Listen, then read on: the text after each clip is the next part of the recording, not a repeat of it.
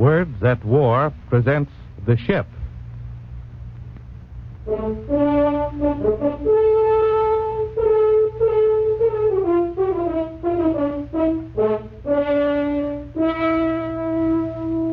With 500,000 men in the Royal Navy, it is inevitable that there should be some coincidence of names and ranks between characters in this book and officers and ratings now serving.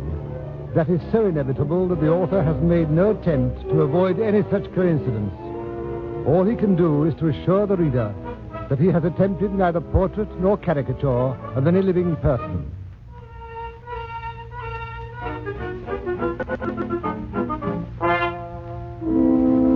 You'll find that written on one of the front pages of a book I read a few days ago. The Ship by C.S. Forrester.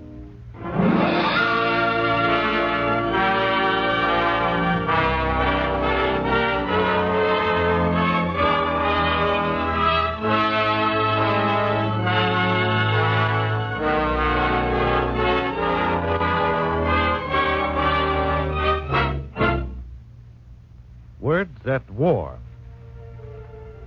The National Broadcasting Company, in cooperation with the Council on Books in Wartime, brings you another in its series of radio adaptations of great books of this war.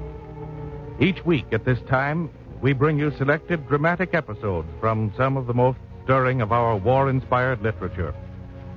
Tonight's story, The Ship, by C.S. Forrester, eminent English author of Captain Horatio Hornblower and other fine books. Adapted for radio by Edmund Burnbriar.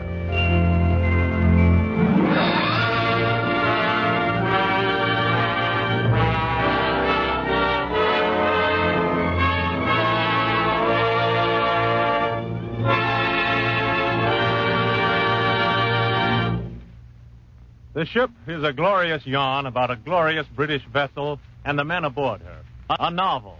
Yet as you read it, you feel you're reading fact. It's tough, authentic, gripping, this yarn.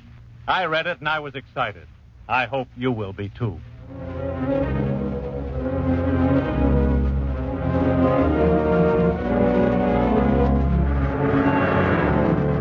If the convoy didn't get through, Malta might fall. The convoy had to get through. And there were only these 5 light cruisers and a dozen destroyers to get it through. The ship, HMS Artemis, was a light cruiser.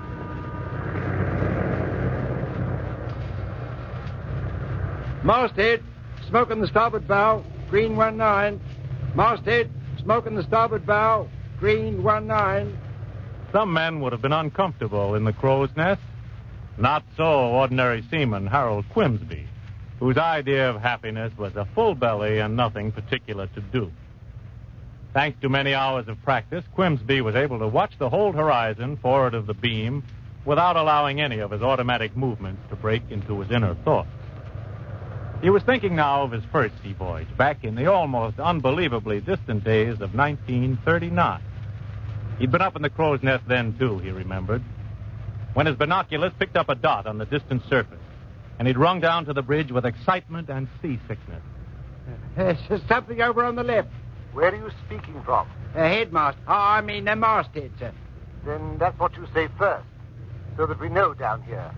And you don't say over on the left, do you? What do you say? On the port bow, sir. That's right. But it's better to give a bearing. What does your bearing indicator read? 21, sir. How do you say it? I've forgotten, sir.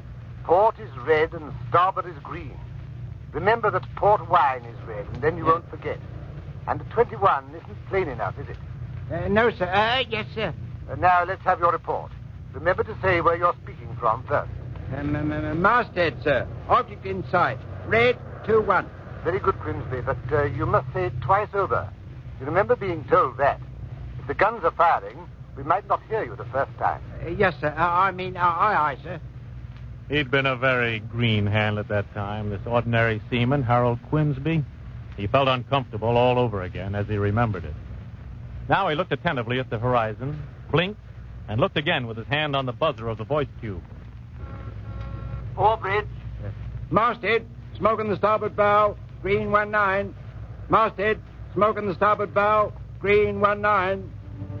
Most of the brains of the HMS Artemis were now on the bridge.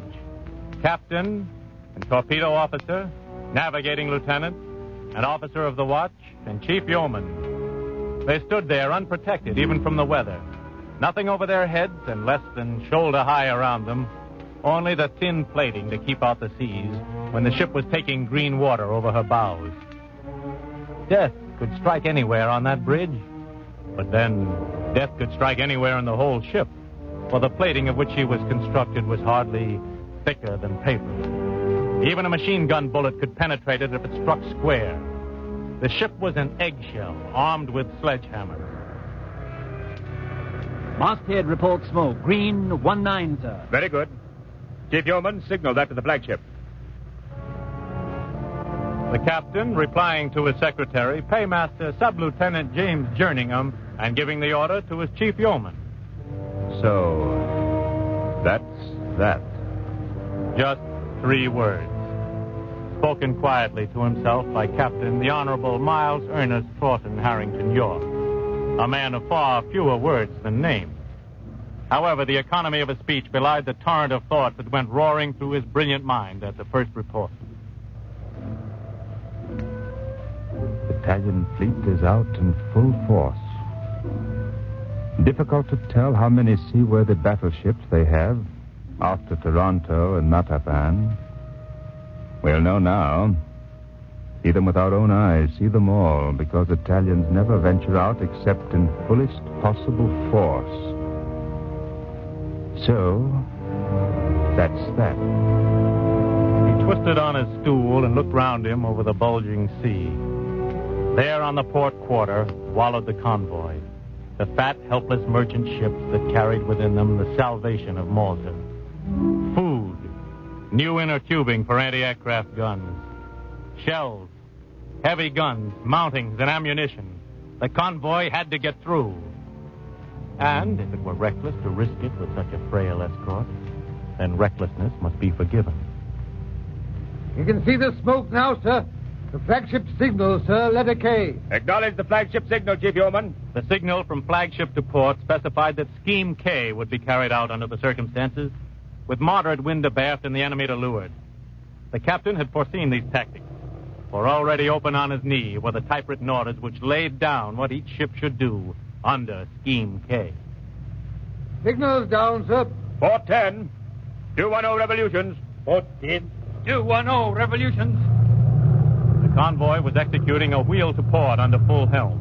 The cruisers were turning more gently and increasing speed. And the destroyers in the advance screen were doubling around. It was a beautiful geometrical movement. Steady. Midships. Midships. Then another signal ran to the masthead of the flagship. It fluttered, waiting for acknowledgement, and then went down. Starboard 10. Midships. Starboard 10. Midships. Fore bridge. Ships in sight. Ships in sight. Upon getting more complete details from Quimsby aloft, Paymaster Sub-Lieutenant James Jerningham turned to yell the message to the captain. 6 big ships, 6 destroyers. 2 leading ships look like battleships. Might be heavy cruisers. Others are light cruisers. The captain figured quickly in his mind that if Quimsby could see them now, the enemy ships would be in sight from the bridge in about 4 minutes. The voice of the range taker began its chant. Range 210, range 205, range 200. In exactly 4 minutes, the enemy shot up suddenly over the curve of the world, climbing over it with astonishing speed. Port 15. Revolutions for 27 knots. Port 15. Revolutions for 27 knots.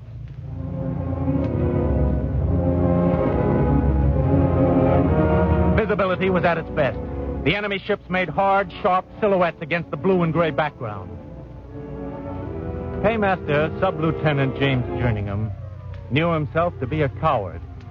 But some time ago he made up his mind to be a coward lacking in nothing. He spent hours in his cabin carefully studying the pictured profiles of hostile ships. Study carried out in a mood of desperation, of despair. And he had a photographic memory which enabled him to recall the very pages on which he had seen those profiles, even the very print beneath them. The 2 leading ships are heavy cruisers, Bolzano, sir. 9,000 tons, 8 8-inch guns, 32 knots. You're sure? Aren't they? No, sir. And the last 3 cruisers look like bandoneres. I don't know about the first one, though, sir. She's like nothing we've been told about. I suppose she's the new one, Cadorna, and the intelligence people didn't get her profile right. I expect you're right. I think I am, sir. Out of 500 who started as naval cadets, only one man ever reached the lofty rank of a captain RN. Only a few grades lower than God. That's the thought Jerningham had at that particular moment. It was followed by another that saved him from some of his bitter feeling of inferiority. He, Jerningham, could spot ships better than his captain. It did not mean he respected the captain less, admired him less. He would have admired him even more if he could have read the captain's cool, unflurried mind. Out there, 6 of the best the Italians have. The Vice Admiral's flag on the leader. Argentini, perhaps. A Brigetti. The big 8 inches nearly on range now. Probably open fire any moment. Our 6s couldn't put a shell within 3,000 yards of them now. They know their superior strength. Undoubtedly been informed about it from the air. Possibly that's a screen out there for a stronger force. More heavy cruisers, perhaps, and battleships. Why should they wait for reinforcements?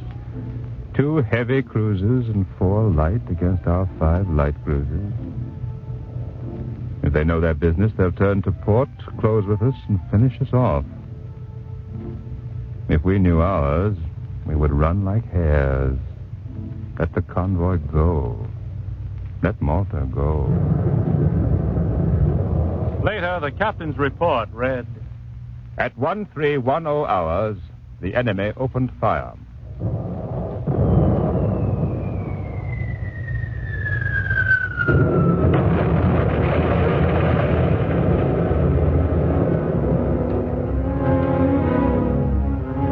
It might be worth someone's while to try to analyze why the column of water thrown up by an 8-inch shell should be so beautiful.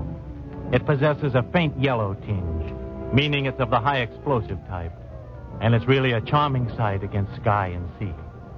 They're beautiful to watch as long as they miss, and these powerful, all-destructive 8 inches were all distinct misses, showing that the gunnery control instruments in the Italian ship were not lined up as accurately as they should be. Now the British flagship was leading round to the enemy. That was the way to deal with them. If they won't come out and fight, go in and fight them.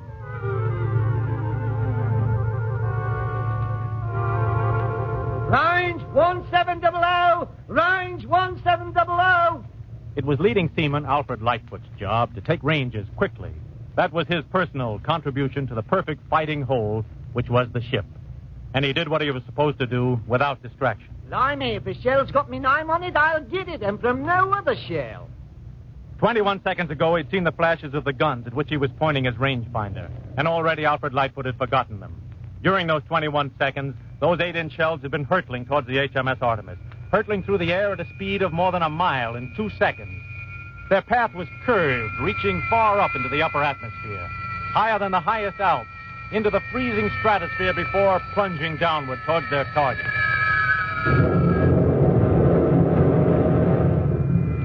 Suddenly, Alfred Lightfoot heard a noise as of rushing water and of tearing sheets.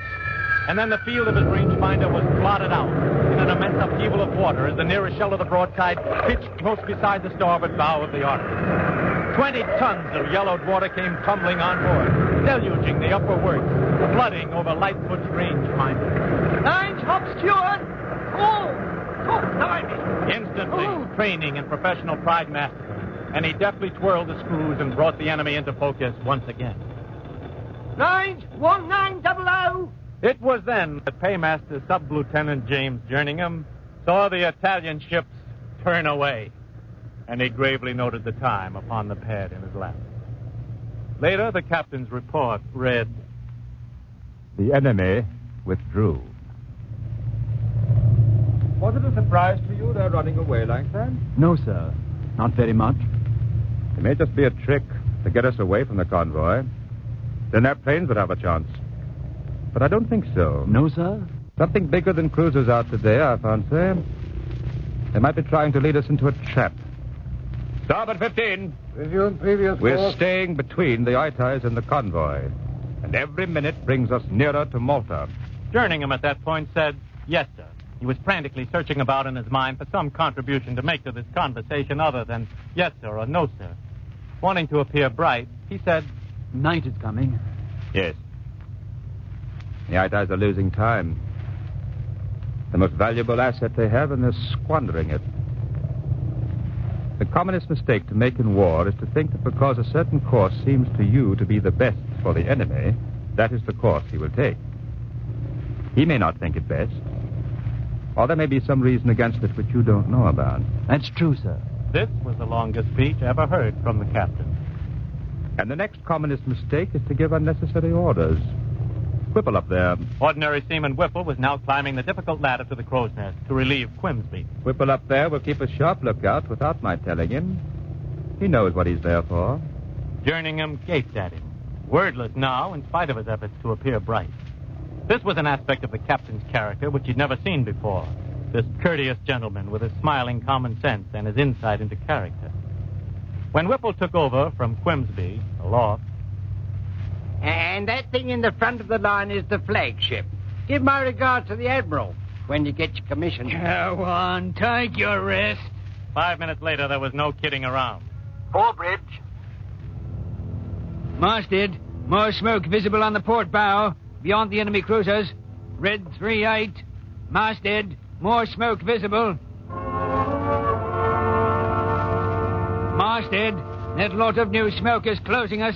Sign bearing. No. Red 3-9. Masthead, battleship in sight. 2 battleships and a navy cruiser heading a little abaft of our bearing as the other ships are turning now astern of them. The behavior of the ship's company was most satisfactory. Another phase of the captain's report. Not 1 man in 10 in Artemis could see what was going on. In the captain's opinion, distorted news was dangerous. Go down and tell the ship about the situation. Aye, sir. Jerningham's mind was feverishly turning over words and phrases as he descended the ladder. He didn't have time to assemble any, but on the other hand, he didn't have time in those few seconds to become self-conscious, nor had his weakness time to reassert itself. I've a message for the ship from the captain. The petty officer beside the loudspeaker hanging on the bulkhead switched on and piped shrilly. The sound of his call audible in every part of the ship.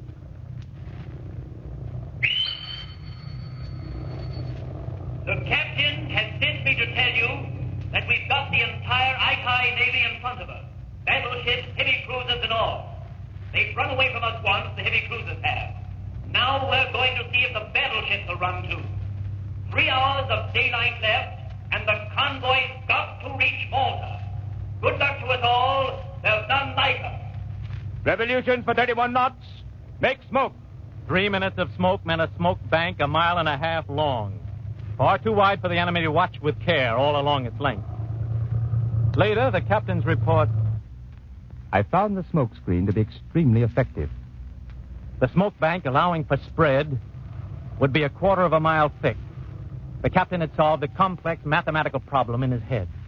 He turned to the voice tube beside him. Captain, gunnery officer. Gunnery officer. I'm turning to starboard now. It will take us 2 minutes and 10 seconds approximately to go through the smoke. You'll find the Itais about red 5 when we come out, but I shall turn to port parallel to their course immediately. Open fire when you are ready. All right? Yes, sir. Goodbye, guns. Turn 8 points to starboard, quartermaster.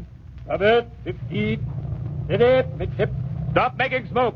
And the order went down through 5 decks to Stoker Petty Officer Harmsworth in the boiler room. Now the Artemis was heading squarely into the smoke, solidly away to starboard. One moment they were out in that clear sunshine, and the next they were in reeking, oily darkness. Call the masthead and see if the lookout is in the smoke. Masthead reports he's in the smoke and can't see anything, sir. 30 seconds. 55 seconds. 1 minute. 75 seconds. 90 seconds. 105 seconds. Not long to go now, and the smoke was just as thick as ever. Extremely good. 2 minutes. The captain could see the navigating lieutenant plainly now, and the Italians could just about see the shadowy gray form of the Artemis emerging from the smoke. Port 15. And Artemis, beautiful in the sunshine, swung round to turn her broadside upon the colossal force. Long before the Artemis emerged, however, the gunnery lieutenant had given order, All guns, load! This took only 15 seconds to accomplish. Therefore, when broadsides was effected and the last gun-ready lamp came on, it needed only one word to throw 1/4 of a ton of steel and high explosive from one ship moving at 31 knots to another ship moving at 20 knots, 9 miles away. Open fire! Up, ladder, up!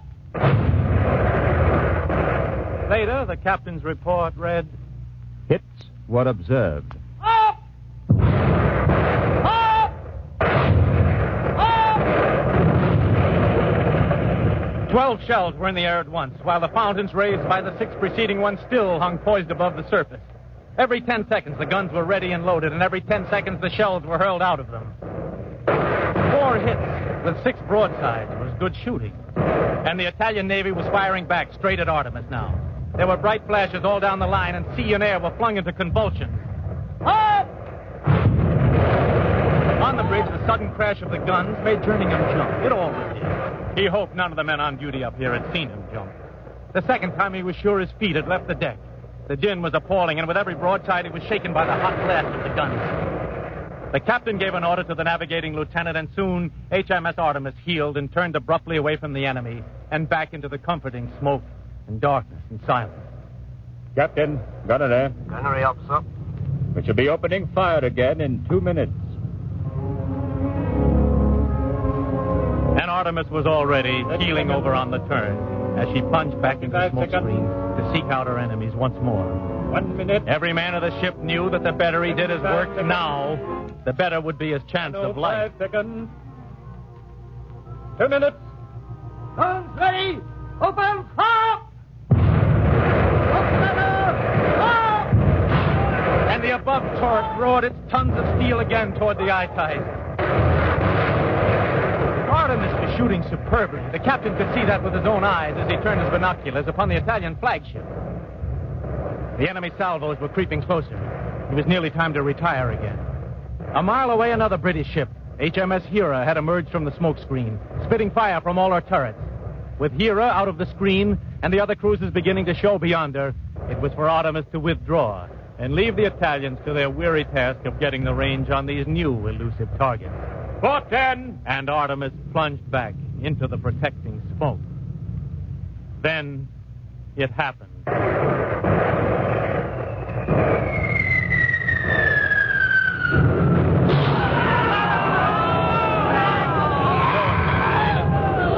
Salvos had been fired at Artemis without scoring a hit.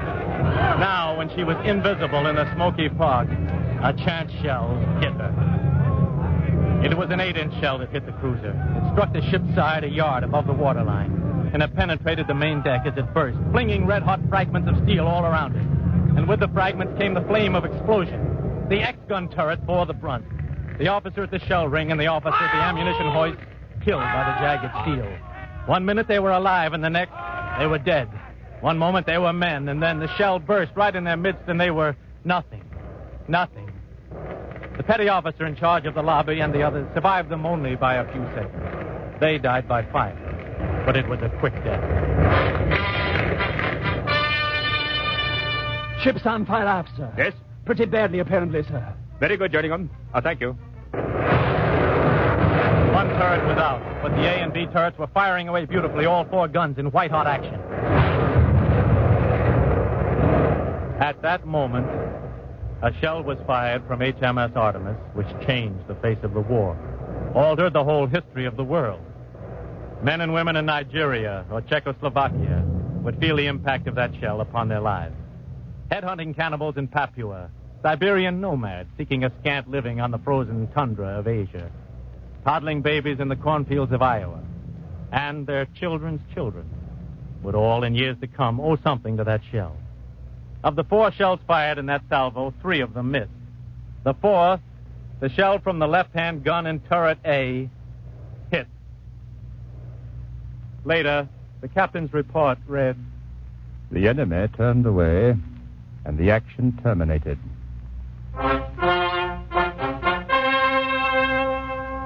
That shell hadn't done any particular damage when it hit the Italian Majesty's battleship Lignano, but the dual Italian-German command of Seine Capitan Circe Helmuth von Boudicca and Vice Admiraglio Gaspara Gaetano Nocentini were hesitating about what to do with the pesky little British ships. And they were arguing, politely of course, on points of strategy. Also, they were suspicious of one another. And, well, you know how it is with the Italians and the Germans.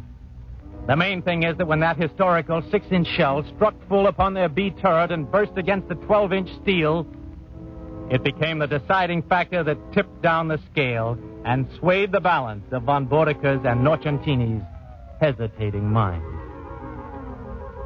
The enemy turned away, and the action terminated.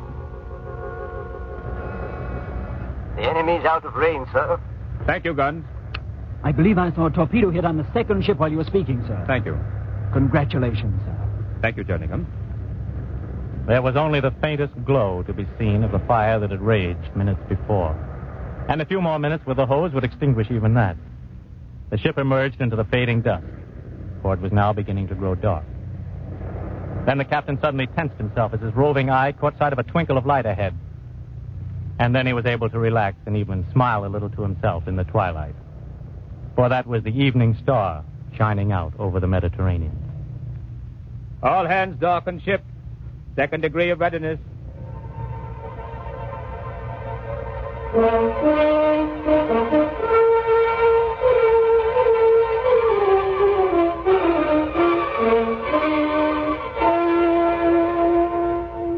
Yes, the captain could now light his pipe. Could now, inwardly only perhaps, relax. He could now afford to indulge in the luxury of quiet thought.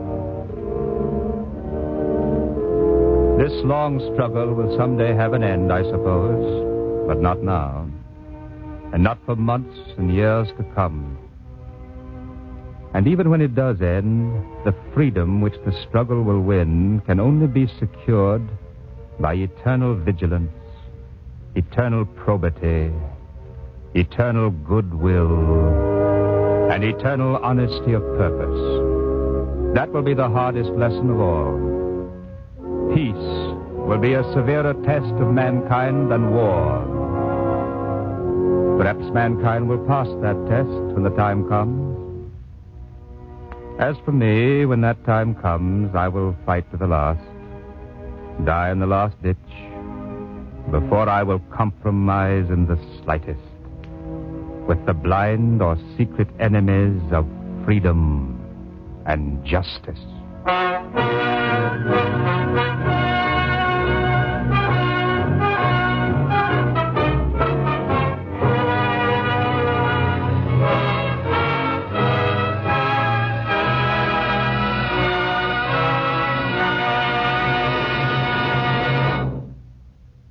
You have heard the 7th program of Words at War, a series based on the great books of this war. This evening we presented The Ship by C.S. Forrester. The script was written by Edmund Burnbreyer of the NBC script staff. Next week you'll hear Robert St. John's book, From the Land of Silent People. The narrator tonight was played by Alan Bunce. House Jameson was the captain. Other members of the cast were Victor Beecroft, Sid Cassell, Humphrey Davis, Ian McAllister, Shirley Oliver, and Alfred Shirley. The original music was written and conducted by Frank Black. The production was under the direction of Joseph Losey.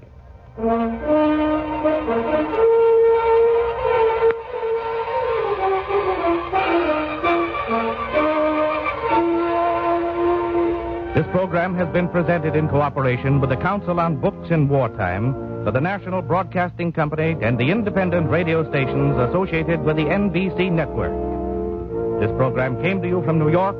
This is the National Broadcasting Company.